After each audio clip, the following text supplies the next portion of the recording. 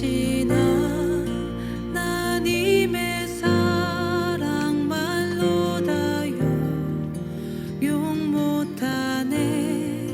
저 높고 높은 별을 넘어 이 낮고 낮은 땅 위에 죄범한 영혼 구하려 그 아들 보고 내 사 화목제로 삼으시고 죄 용서하셨네. 하나님 크신 사랑을 증량다 못하며 영원히 변치 않는 사랑 성도여 찬양하세.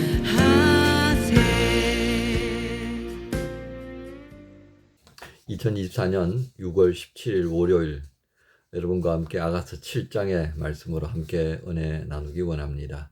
오늘 함께 나눌 말씀 7장 가운데에서 우리가 함께 봉독할 말씀은 10절부터 13절까지 말씀입니다. 10절부터 13절까지. 나는 내 사랑하는 자에게 속하였도다. 그가 나를 사모하는구나. 내 사랑하는 자야, 우리가 함께 들러가서 동네에서 유숙하자. 우리가 일찍 일어나서 포도원으로 가서 포도움이 돋았는지 꽃술이 퍼졌는지 석류꽃이 피었는지 보자. 거기에서 내가 내 사랑을 네게 주리라. 합한 채가 향기를 뿜어내고 우리의 문 앞에는 여러 가지 귀한 열매가 새것 묵은 것으로 마련되었구나. 내가 내 사랑하는 자 너를 위하여 쌓아둔 것이로다. 아멘. 오늘 말씀의 제목은 사랑은 지배가 아니라 주는 것입니다. 사랑은 지배가 아니라 주는 것입니다. 중심구조 10절의 말씀. 나는 내 사랑하는 자에게 속하였도다. 그가 나를 사모하는구나. 오늘 이 7장에 있는 말씀은요, 결혼식의 어떤 그 뒤에 마무리하는 그런 장면이다라고 볼 수도 있겠습니다. 그러니까 결혼식이 하루 만에 되는 게 아니고요. 며칠 아마 되어지는 한 3일 정도씩 그렇게 먹고 놀고 뭐 그렇게 이제 아주 큰 축제가 된다라고 생각하시면 좋겠습니다. 예. 그래서 1절부터 5절까지는요. 이 결혼식을 축가하는 친구들의 어떤 그 합창 이렇게 보면 되겠습니다. 그리고 이제 6절부터 9절까지는 이제 신랑의 노래가 되고요. 그 다음에 10절부터 13절까지는 이제 신부가 노래하는 그런 장면으로 보시면 되겠습니다. 오늘 이 7장에 있어서 우리가 주목할 말씀은요. 10절에 등장하는 사모라는 단어에 좀 초점을 맞추어서 함께 나누었으면 좋겠습니다. 구약에서 이 단어는 히브리어로 테슈카라고 표현이 됩니다. 테슈카라고 하는 단어로 사용되는데요. 이 테슈카라고 하는 말이 한글로는 사모, 뭐 등등의 이제 표현으로 번역을 했습니다만은 창세기 3장 16절, 4장 7절, 그리고 오늘 우리가 읽었던 아가서 7장 10절 이렇게 세 번이 등장하는 단어 테슈카가 있습니다. 그런데 이 테슈카라고 하는 단어가요, 어떤 것을 향해 유혹하다, 강제로 뭐 어떻게 하다, 또 갈망하다라고 하는 이 동사에서 유래가 된 겁니다.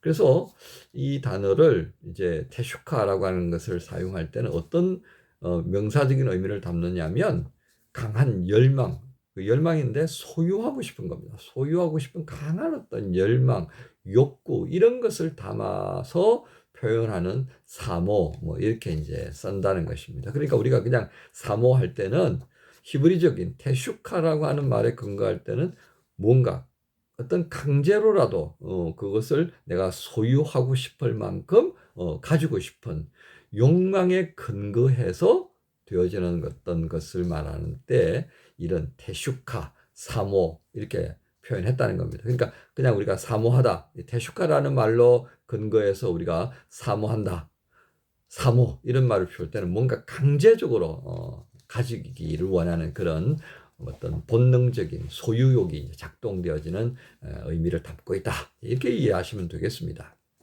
그래서 실제로요, 창세기 4장 7절에 보면 죄의 소원은 너에게 있으나 이렇게 말씀이 되죠. 근데 여기서 소원이라고 하는 단어를 우리가 이제 번역했습니다만 히브리 원어상으로는 바로 뭐로 썼다고 할 수 있겠습니까? 예, 바로 이 테슈카에서 나오는 단어라는 겁니다. 테슈카. 예. 바로 여기에서 파생되어진 명사형을 동일하게 썼다는 겁니다. 그래서 테슈카. 또 3장 16절에 보면요. 창세기 3장 16절에 보면 너는 남편을 사모하고 이렇게 되어 있습니다.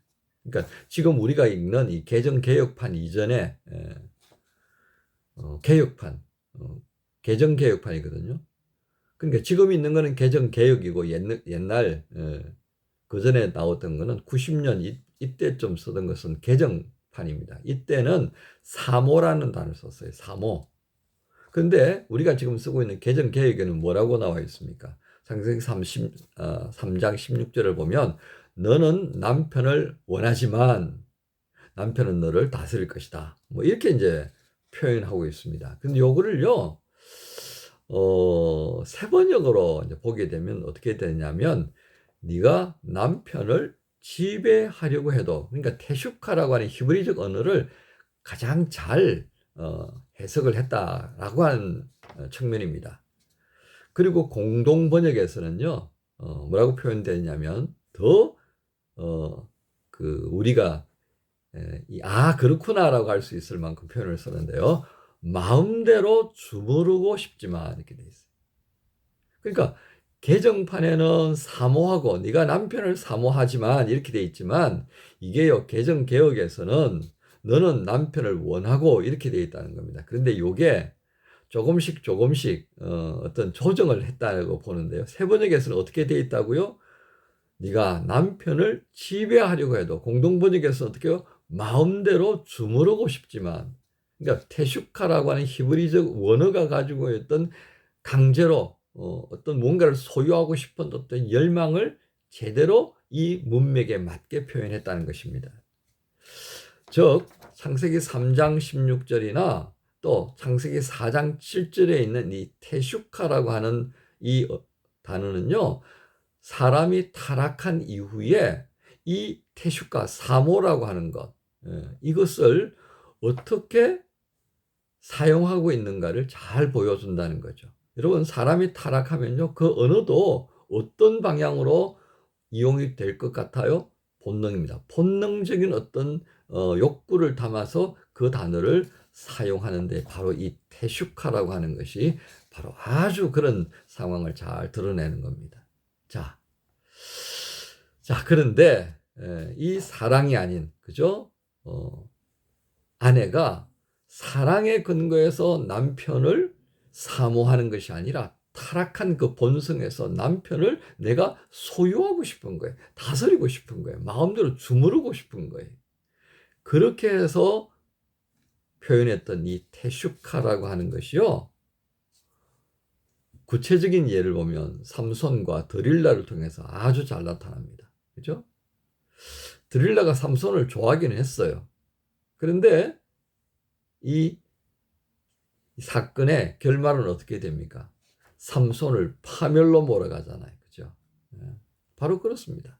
이 테슈카라고 하는 것이 본능에 근거해서 소유욕으로 시작이 되어지면 파멸로 몰고 가는 것을 잘 보여주는 상황이 삼손과 드릴라의 이야기다라고 할 수 있겠습니다.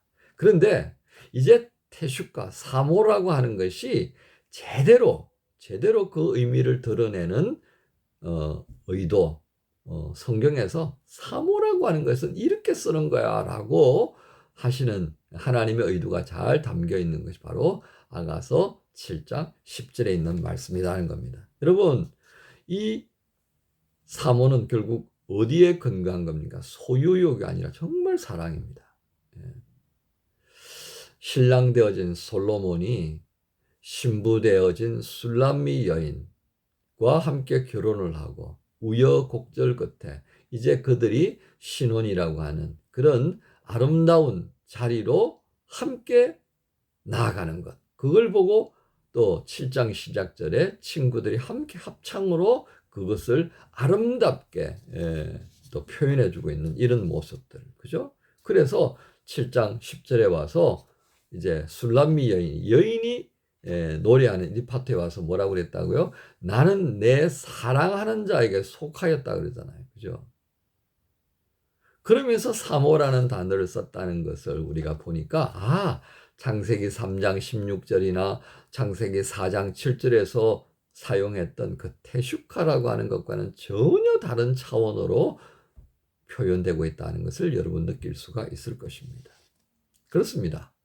진정한 테슈카, 진정한 사모라고 하는 것은요, 어떻게 해요? 10절에 있는 말씀, 사랑을 인하여서 그에게 속하고 그가 내게 속하는 겁니다. 그래서 주님께서 요한복음 15장을 통하여서 너희가 열매를 진짜 많이 맺으려고 하면 어떻게 해야 된다고 그랬어요? 너희가 내 안에, 내가 너희 안에 있어야 돼. 왜? 내가 너희를 사랑하니까.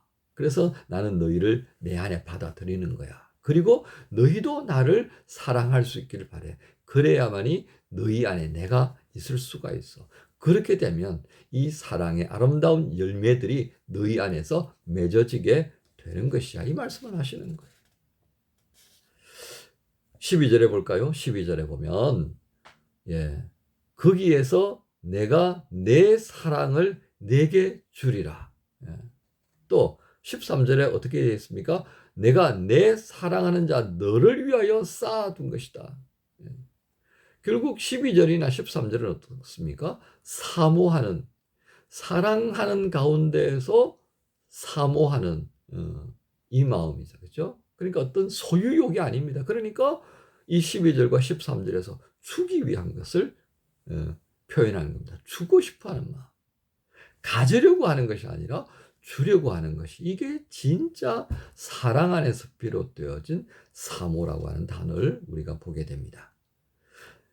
바로 이 진정한 사랑에 근거한 사모, 바로 이것을 예수님께서 오늘 우리에게 십자가 사건을 통해 보여주셨습니다. 그리고 그것을 우리에게 지속적으로 알게 하시려고 지성소, 영원한 지성소로 들어가셔서 오늘도 우리를 긍휼히 여기시며 충보하시는 이유입니다. 영원한 중보자로 계시는 이유가 바로 이 사모하는 까닭에 그렇습니다. 우리를 사모하시는 그 주님의 사랑. 그래서 우리에게 모든 것을 아끼지 아니하고 내어 주시는 것입니다. 이제 우리가 사모라는 단어에 대해서 완전히 다른 차원에서 접근해야 한다는 것을 알게 합니다.